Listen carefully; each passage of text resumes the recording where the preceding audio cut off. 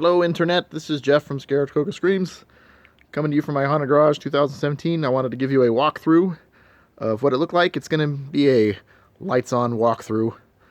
You can't film in the dark in my garage. At least I can't. I don't have good film equipment. I've got a phone. So you get what you get. And I'll do some behind the scenes work, show you what I do, and but just remember that it looked way better in the dark and not when you can tell it's a garage.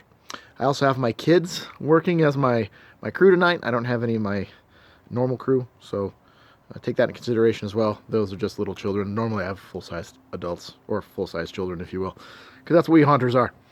So I set up these cool pillars this year. So it's my entryway. It's carpet tubes that you'd buy carpet in, like a roll of carpet for your home or something. Milk jug skull, just some dollar store like paste stickers that I put on there, and then just a roof, just plywood. Anyway, added to the effect. I would bring them into my haunted hotel. I was dressed in kind of a tuxedo, if you will, but then this was all dark. I'd show them my candelabra here, and those are hot glue candles, and I made that out of dollar store props and stuff, and PVC. There is an actual chandelier up there. That's to the ambiance, and then over here you had a desk. I used a web gun to throw on a bunch of cool cobwebs. I love the cobweb effect. I wish I had more time to throw more on there. And a couple statues. This one I purchased. This one I made myself. And then just a counter. Okay. So, but then as I'm in, we don't take all the time to look at stuff. I'm talking about some of the stuff in my hotel, and then I show them my haunted clock. And then as I'm talking about the clock, it opens just like that. Perfect. And so that always got a pretty good scare. No one really expected that. Sorry that the camera's kind of shaky, and I'm sure the light is bleeding out a lot of this. So we'd come over this way. Then they'd come up here, and you couldn't normally see the air compressor, but there it is, which is going to give you a hint. I'd tell them they have to ring the bell for service, so then they'd ring the bell. Yep, and out comes the attendant, and there you go. So I then take them back here. This is where you might not be able to see as well, but there's a dead-end hallway here, and then there is an elevator, which we built. So I'm going to stand here because it's probably the best way to be able to see what happens. So the elevator door opens. As you can see, the lights are kind of flickering. I heard them all into the elevator. I'm going to probably end up staying outside so you can see what happens. But just so you know, there is a little switch here. So I'd flip that on. Go ahead and close the doors and drop it. So yeah, the doors close. It actually shakes a little bit, and then it does drop. So then the doors would open. Perfect. Let me shut that off. Okay, and I'm running. That shuts off the lights. Everything else is run by an operator behind the scenes. It runs on a pallet jack. I'll show you later. While they're in the elevator, the curtains switch. So the curtain that they came through is now closed, and the curtain here is now open into the hallway. So, you know, between the dropping, excuse me, and then the curtain switching, it's like they came into a new floor. And in the dark, it really works well. And, you know, people suspend their imaginations for Halloween. So they come into this hallway of portraits, and we look at this first portrait here, which is an old man. And these are Fear Effects portraits. I love them. So that's just a computer monitor.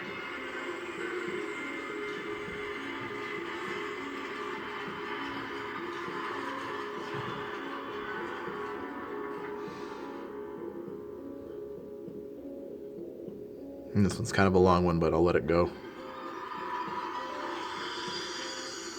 So the only drawback to using a computer monitor is when you're from the side, you can't really see it very well. So I would recommend using actual LCD TVs if that's what you're going to use. For this, sorry, I dropped something. Okay, so then we come over here, and you probably can't see this. I'm going to shine some light on it. Hold on. There's another portrait.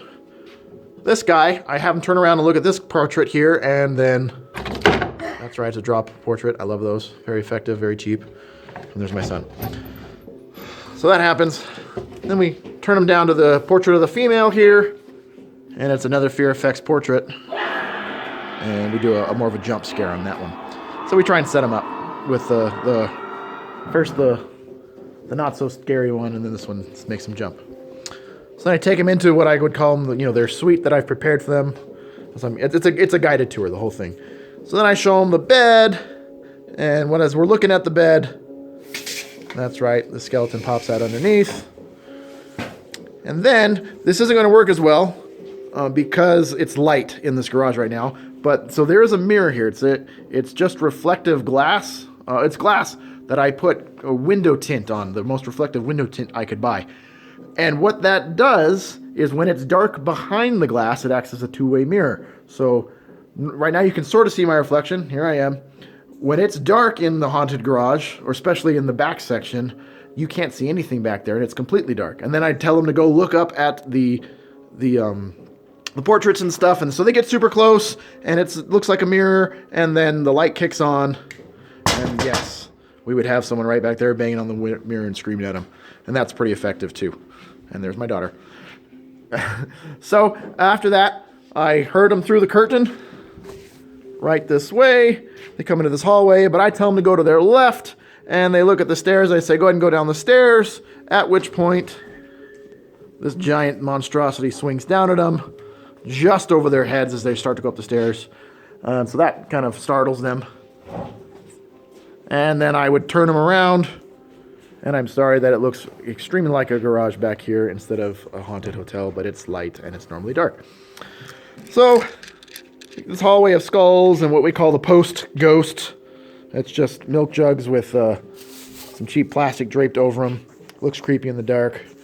They don't really pay attention to that because what they're looking at is the candy, which I point out to them. And they're thinking the skeleton's going to grab them or something. But when they go for the candy, from behind, at the post-ghost, this happens. That's right. So it's just off a remote trigger, same remote that I use for the elevator, different channel. It is a leaf blower, which I have behind the curtain, and it blows the plastic up right from behind or wherever they are. And I do it 2 or 3 times, and it's quite effective. I recommend doing that at almost any haunt because a burst of air is great. You can also use air compressors, or I've even used a shop vac before when I need to. So then we take them back into the lobby where they started. I let their guard down. I let them think they're all done because that's what I do. I tell them I hope they had a great time, and then I go say, okay, here's the curtain, go out to the door, have a great night, and they go for the door when out of the corner, you can't see him, but there he is. The guy jumps out from the corner and tries to get one last scare. And that is my haunted garage. Now, it's operated in the center here. So I've got my elevator on a pallet jack. Hello, Allison. And this is kind of one of the center of operations. The guy can run, I can run it on minimal staff because if I don't get a lot of people. So this is the back of the clock, which is, the clock just operates on a hinge. I have a video on that. I have a video on this elevator. And so one person can operate the whole elevator, plus the air compressor button to pop up the ghost is back here. The drop frame is right here. And then I had another station for one other person, and that would be back in this section.